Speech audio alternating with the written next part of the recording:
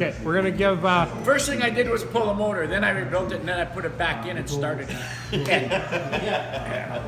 Okay, but what kind of problems did you run into? First of All all, came over. no. What was the ring first? Setting the rings into the head. What was the problem there? You were helping. Bud, fucking tell us. Come on. How many guys it took to pinch the rings?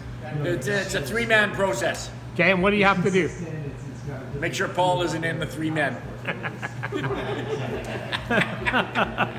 Okay, so what was the trick in the end? If you didn't have the machine, I don't know.